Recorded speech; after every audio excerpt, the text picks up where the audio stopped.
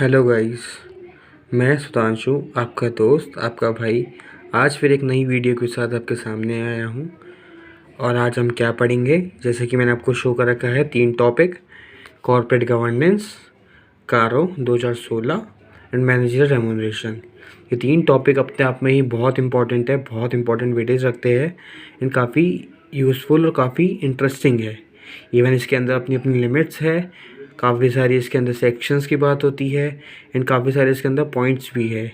हम उसी के रिगार्डिंग बात करेंगे। लिमिट्स को मैंने एक तरफ लिखा है जो आपको इजी पड़ेगा याद करने के लिए, और साथ साथ हमने इसमें बहुत सी चीज़ें इंटरेस्टिंग बनाई है जो आपको इजी और सिंपल मैनर में याद हो जाएगा।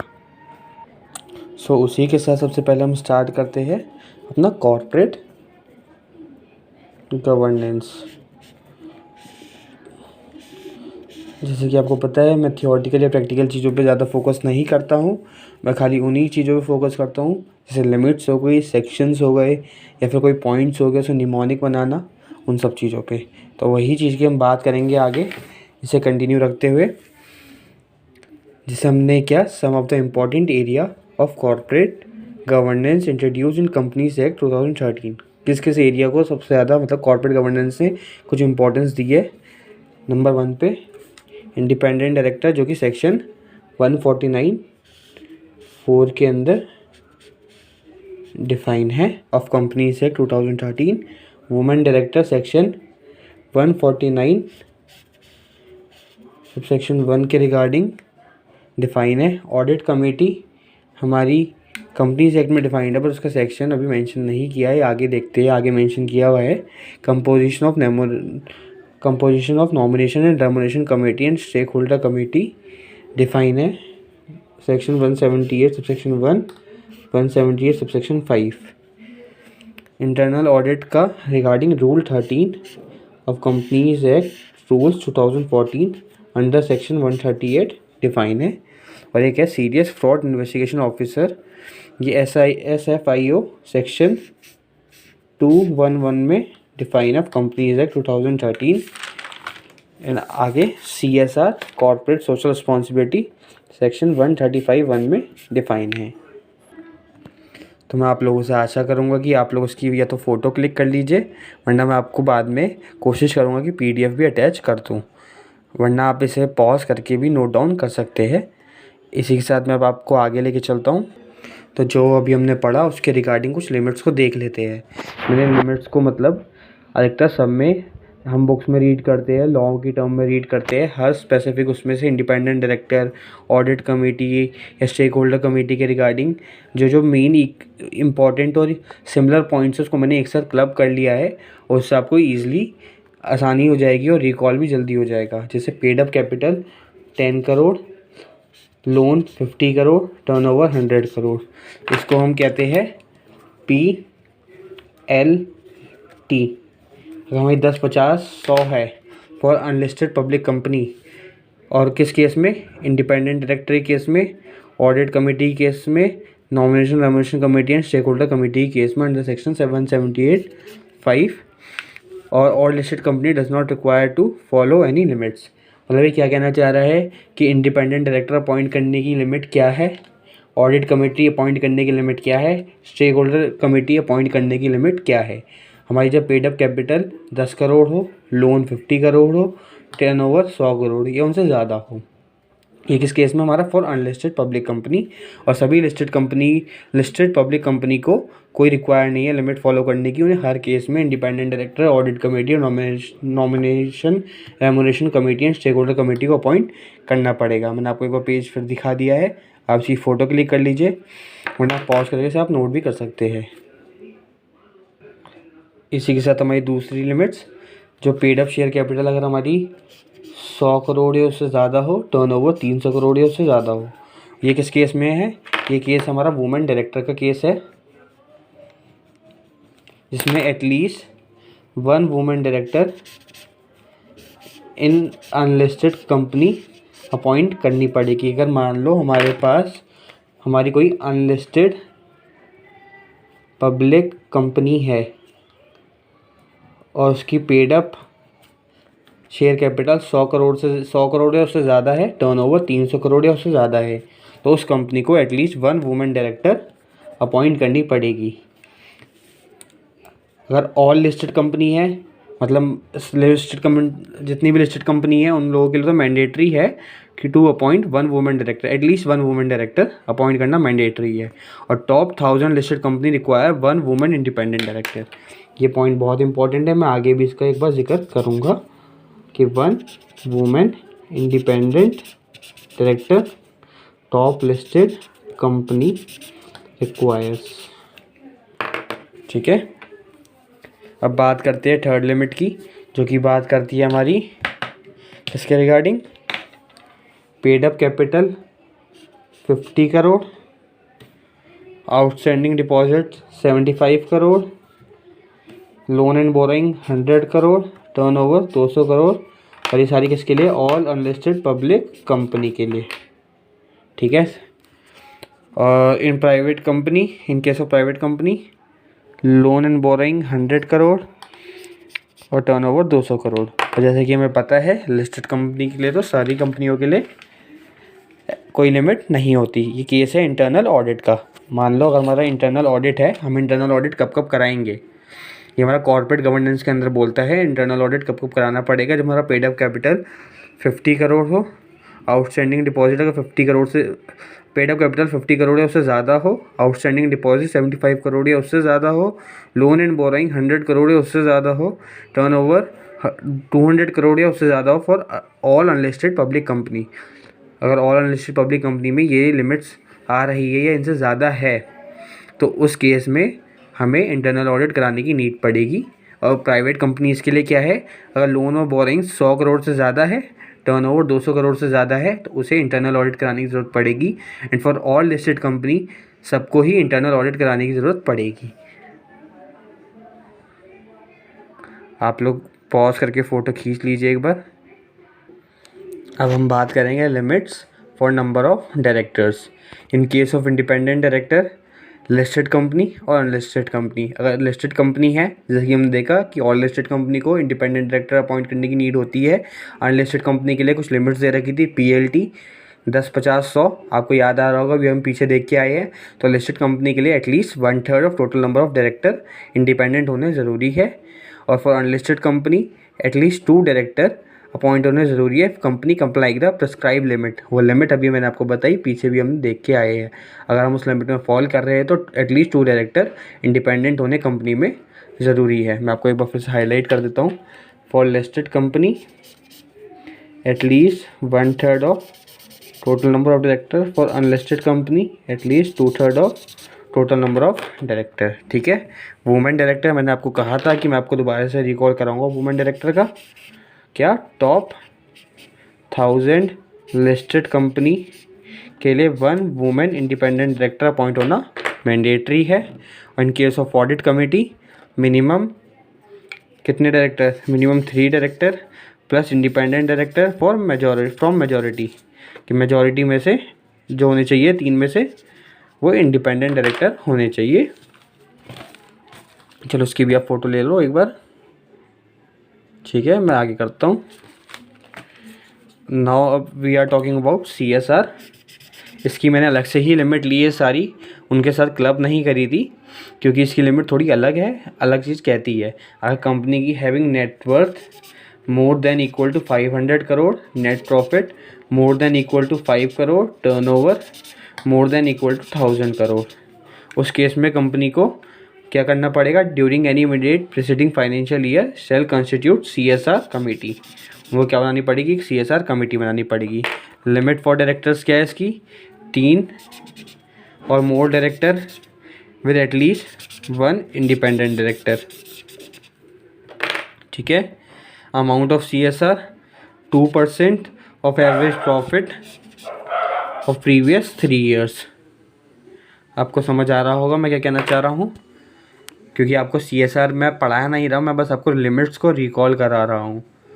आशा करता हूँ आपको समझ में आया होगा। अब हम आगे का देखते हैं। हालांकि हमने वो 7 पॉइंट्स को डिस्कस कर लिया है, उनकी सारी लिमिट्स को डिस्कस कर लिया है। अब मैं इसमें एक दो टॉपिक को इंक्लूड करता हूँ। एक है ऑडिटर रिपोर्ट, एक है बोर्ड रिपोर्ट। ये भी अपने आप में बहुत इम्पॉर्टेंट है एंड इसके अंदर भी लिमिट्स है, वो काफ़ी यूज़फुल है। जैसे ऑडिटर रिपोर्ट्स के अंदर मैं बताऊं तो as per section 143 of companies act 2013 के अंदर इसके प्रोविजंस दिए हुए सारे, आप वहां से चाहे तो रेफ़र कर सकते हैं। बट मैं आपको पेनल्टी के रिगार्डिंग बताता हूँ। पेनल्टी क्या है ऑडिटर के रिगार्डिंग? इफ़ एनी ऑडिटर या कॉस्ट अकाउंटेंट या company secretary in practice do not comply with provision under section 143, तो उनके लिए फ़ाइन लगेगा। पेनल्टी कितनी है? Minimum 1 lakh, maximum 25 lakh. Board report as per section 134 of companies act 2013। इसके अंदर पहले हमने देखा कि साइन कौन करता है बोर्ड रिपोर्ट। बोर्ड रिपोर्ट या कोई भी annexure shall be sign by chairperson. अगर कोई इफ़ ऑथराइज बाय बोर्ड, अगर बोर्ड ने कोई ऑथराइज़ किया है चेयरपर्सन तो वो साइन करेगा। अगर उन्होंने कोई अपॉइंट नहीं किया या कोई ऑथराइज़ नहीं किया तो अदरवाइज एटलीस्ट 2 डायरेक्टर, कोई भी 2 डायरेक्टर, वन ऑफ होम, जिसमें से एक शैल बी मैनेजिंग डायरेक्टर। ठीक है, आपको समझ में आया होगा। मैं आपको दोबारा आपको हाईलाइट कर देता हूँ। मिनिमम फ़ाइन कितना है? 1 लाख।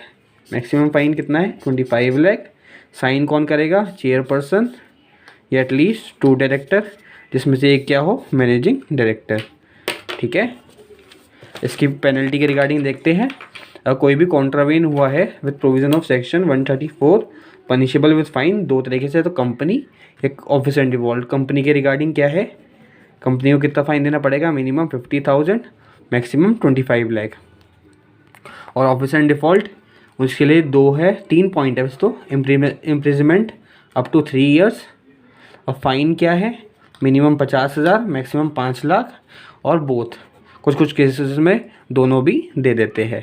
ठीक है, minimum 50,000, maximum 25 lakh, up to 3 years 50,000, 5 lakh, both.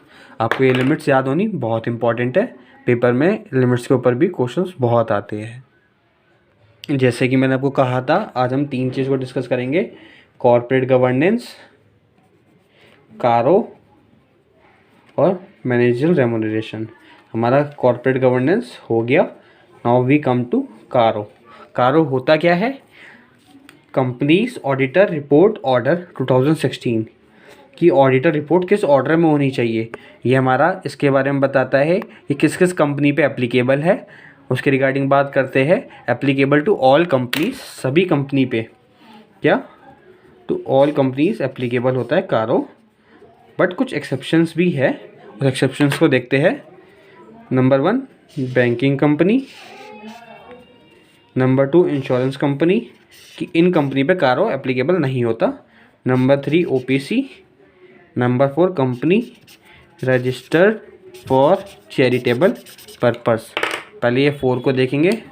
एक बैंकिंग कंपनी, एक इंश्योरेंस कंपनी, एक OPC, एक company registered for charitable purpose. In cases में कारो एप्लीकेबल नहीं होता। बाकी 2 कंपनी और, एक स्मॉल कंपनी के रिगार्डिंग और एक प्राइवेट कंपनी के रिगार्डिंग कुछ लिमिट्स बताई है। स्मॉल कंपनी को क्या बोला है? स्मॉल कंपनी कौन सी कंपनी होगी? कौन सी स्मॉल कंपनी जिसके ऊपर कारो एप्लीकेबल नहीं होता? जिसकी paid up capital less then 50 lakh है और जिसकी लास्ट रिपोर्टेड टर्नओवर जो है वो लेस देन 2 करोड़ है। ये याद रखिएगा, पेपर में पूछ लिया जाता है। ठीक है। और फॉर प्राइवेट कंपनीज, कौन सी प्राइवेट कंपनी एग्जम्प्ट है? जो कि नॉट अ होल्डिंग और सब्सिडरी है पब्लिक कंपनी की। ठीक है। और बाकी जिसके paid up capital plus reserve less then 1 crore है, जिसकी बोरोइंग लेस देन 1 करोड़ है, जिसका रिवेन्यू लेस देन 10 करोड़ है। ये याद होना बहुत क्रूशल और इम्पॉर्टेंट दोनों हैं। मैं एक बार पीछे कर देता हूँ, आप फ़ोटो ले लीजिएगा। ठीक है, ये लीजिए। Now we will discuss matter specified in CARO 2016। आप इसका ऊपर कुछ देख रहे होंगे, fill, DCS, RTR, ANR, PNR क्या है। तो ये मैंने क्या कहते हैं इसका निमोनिक बनाया है। मैंने आपको कहा था जैसे कारो मैटर्स स्पेसिफाइड, जितने भी मैटर स्पेसिफाई किए हैं वो 16 मैटर्स से हम याद कैसे करेंगे कि 16 मैटर है। जैसे 2016 में आया था 16 और 16 में आया था तो 16 मैटर्स लेके आया था। ये खाली हमने याद करने के लिए बनाया है, कुछ लॉ में इसके बारे में कुछ स्पेसिफिक नहीं है ऐसा सा।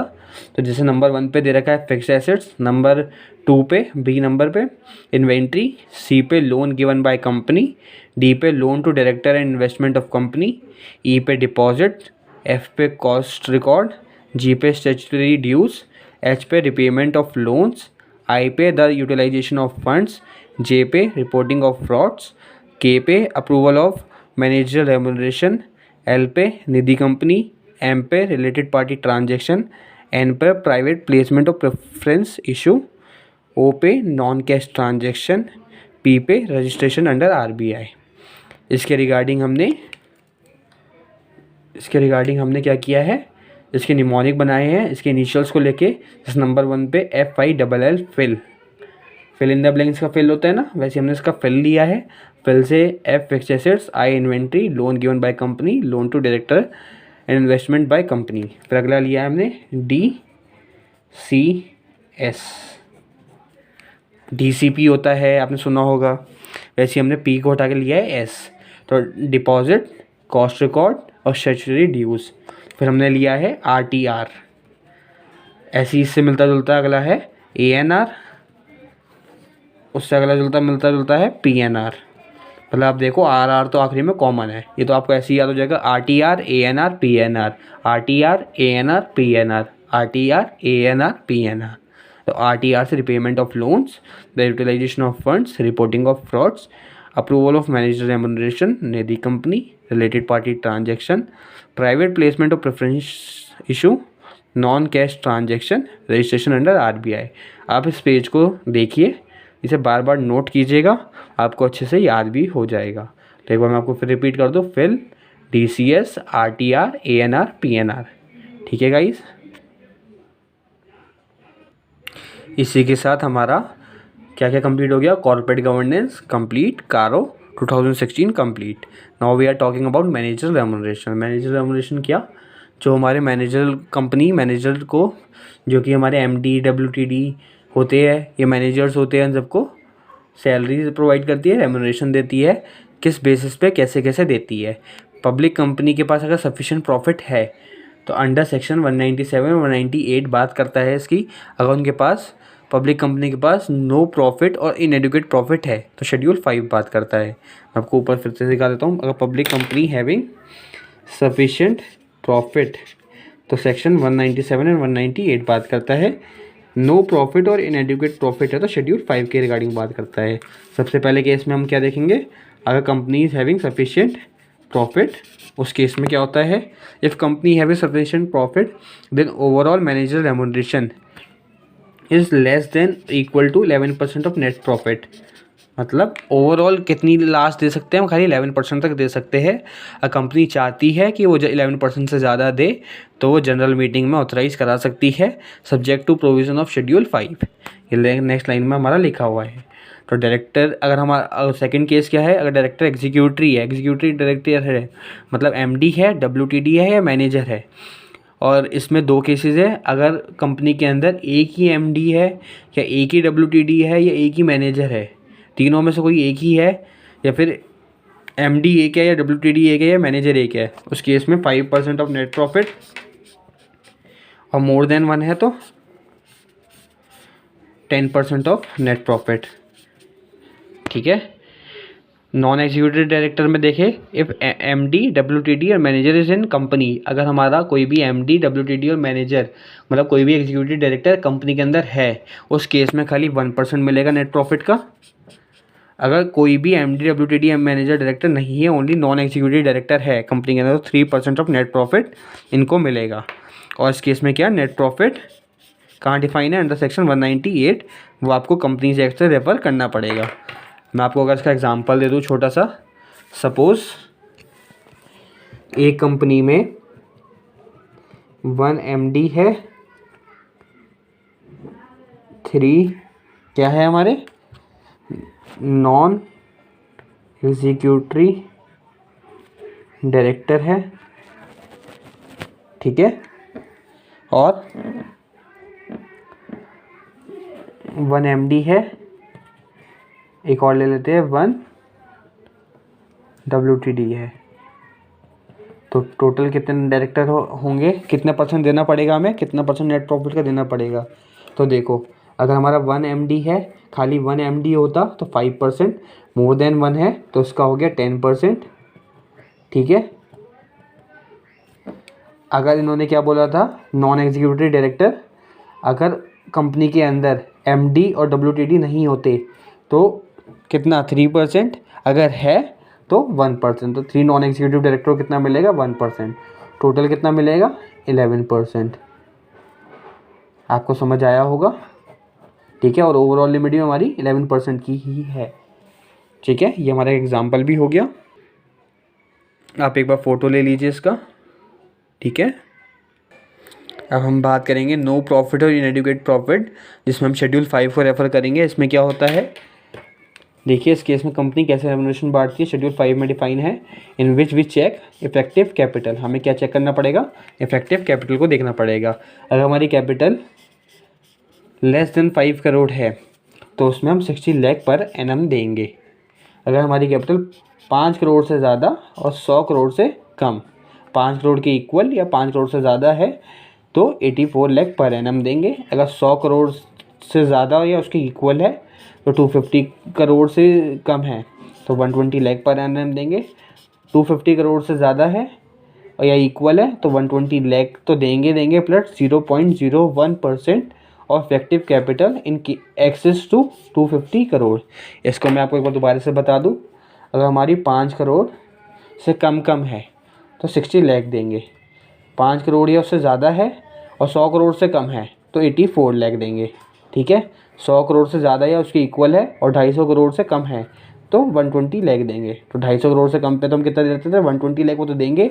अगर उससे ज़्यादा है, जितना ज़्यादा होगा, जैसे मान लो 300 करोड़ आ गया तो 250 का तो पहले 120 देंगे और प्लस कितना ज़्यादा, 50 ज़्यादा है ना एक्सेस, उस पर 0.01% एक्सेस इफेक्टिव कैपिटल का वो देंगे। मान लो इफेक्टिव कैपिटल हमारी 300 करोड़ आ गई तो 250 का तो 120 लाख देंगे प्लस 50 करोड़ जो एक्स्ट्रा है हमारा उसका 0.01% को निकाल के प्लस करके वो भी हम देंगे।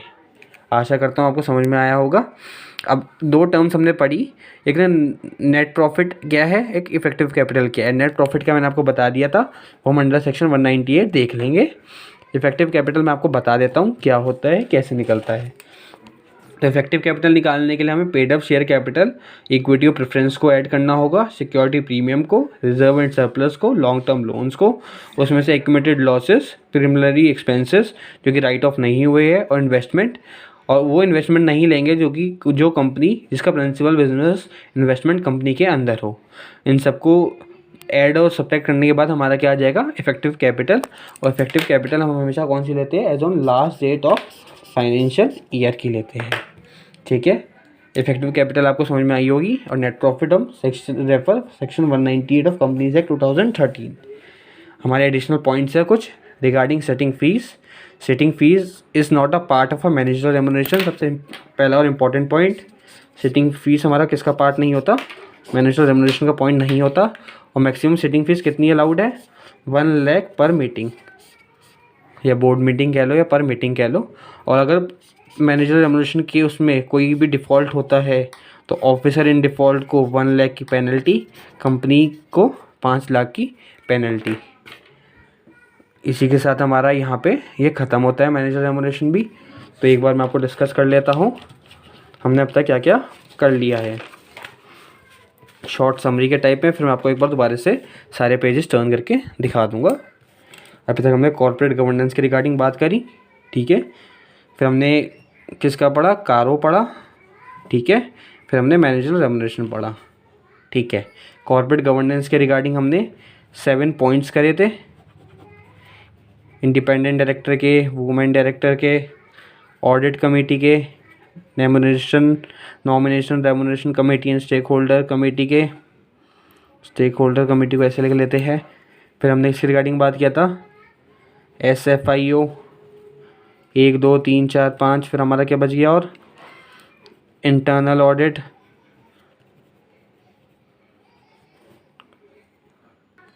और लास्ट और वेरी इंपॉर्टेंट हमारा CSR। इसके रिगार्डिंग हमने पढ़े, इसकी लिमिट्स पढ़ी, इसके अंदर वो सब पढ़े हमने, कितने डायरेक्टर चाहिए होते हैं, कितनी की लिमिट्स है। मैं आपको दोबारा से दिखाऊंगा, ठीक है। तो उसके बाद हमने पढ़ा ऑडिटर रिपोर्ट, उसके अंदर उसकी पेनल्टी देखी, बोर्ड रिपोर्ट, इसके में कौन कौन साइन करता है वो देखा, और उसकी पेनल्टी देखी। कॉर्पोरेट गवर्नेंस के अंदर हमने ये पढ़ा। फिर हमने पढ़ा कारो में हमने क्या पढ़ा, कारो में हमने पहले उसके पढ़े कहाँ का एप्लीकेबल, कौन कौन सी कंपनी पे एप्लीकेबल है, सभी कंपनी पे एप्लीकेबल है, बैंकिंग कंपनी को छोड़ के, इंश्योरेंस कंपनी को छोड़ के, OPC को छोड़ के, या कंपनी जो चैरिटेबल पर्पस में है उसको छोड़ के, या स्मॉल कंपनी उसके अंदर एक लिमिट थी, या प्राइवेट कंपनी जिसके अंदर भी अपनी एक लिमिट थी, वो भी हम अभी देखेंगे।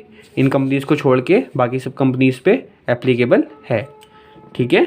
उसके बाद हमने पढ़े कारों के मैटर्स 2016 में 16 से 16 मैटर्स, जो कि फिल DCS, आगे RTR, ANR, PNR। इसे तो याद वैसे ही हो जाएगा राइमिंग में, RTR, ANR, PNR, और DCS DCP से निकाला, फिलिंग द ब्लैंक्स का निकाला, ठीक है। अब तक हमने कारों का ये पढ़ा। फिर हमने पढ़ा मैनेजरियल रेमुनरेशन के रिगार्डिंग MR। इसमें क्या पढ़ा हमने, मैनेजरियल रेमुनरेशन में हमने पढ़ा सबसे पहले दो कंपनी का, जिसमें having sufficient profit, not having sufficient profit, profit है, प्रॉफिट नहीं है, इनएडिक्वेट प्रॉफिट है। इस केस में हमने 4 चीज़ें पढ़ी थी कि अगर ओवरऑल लिमिट कितनी है 11%, MD, WTD, मैनेजर, ये सब है तो कितना होगा। अगर एक एक है इन केस में 5%, अगर एक से ज़्यादा है तो 10%।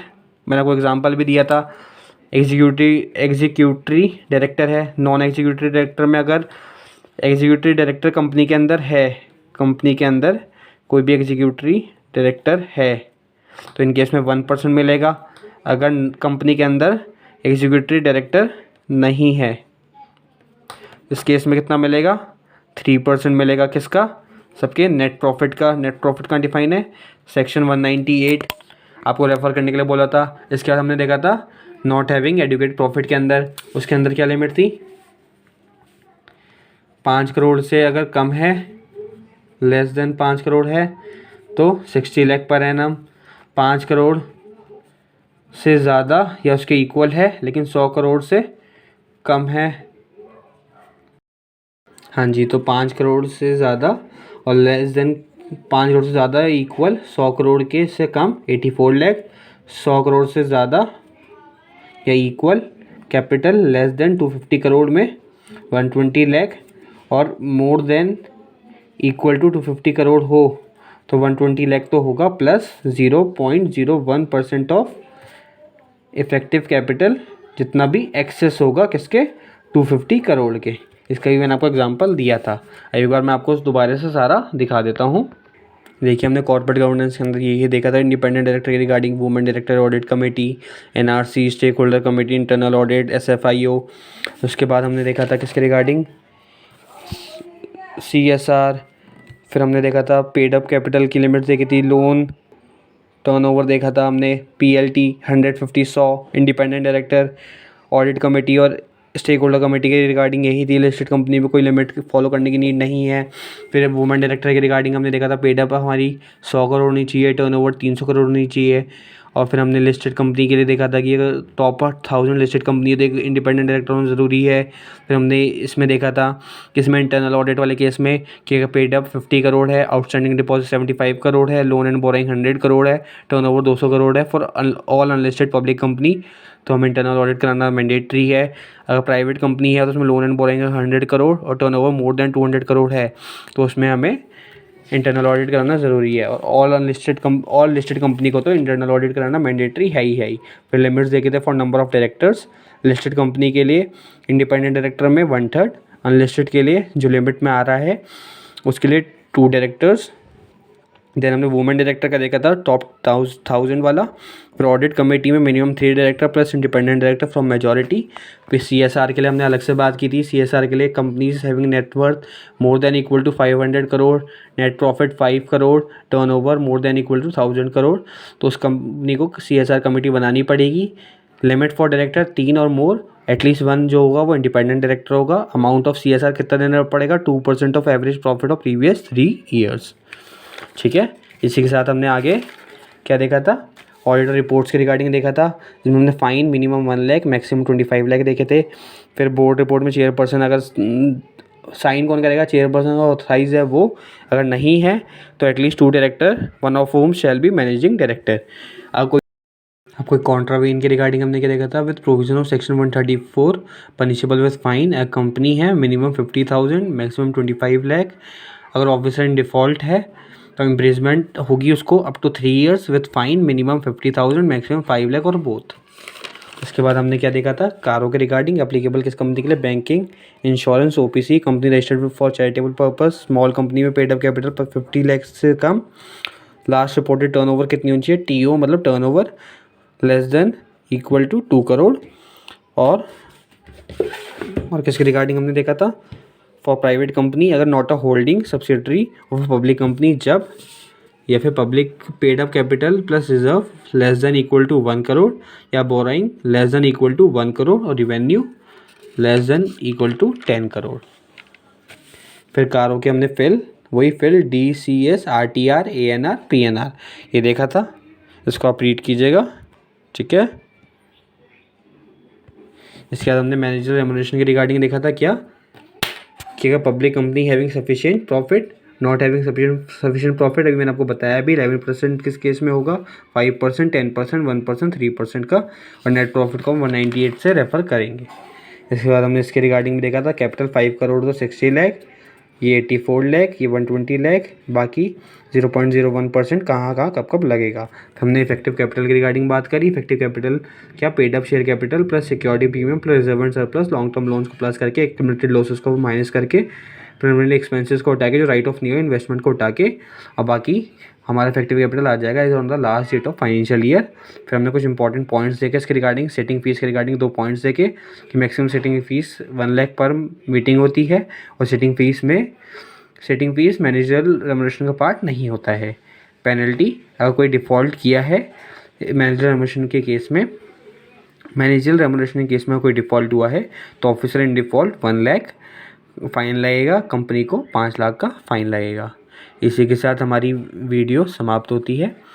आशा करता हूँ आप लोगों को पसंद आई होगी, तो इस वीडियो को खूब सारा प्यार दीजिए, शेयर कीजिए, सब्सक्राइब कीजिए, और इसे ज़्यादा से ज़्यादा लोगों को तक पहुँचाइए, उनकी भी हेल्प कीजिए। Thank you.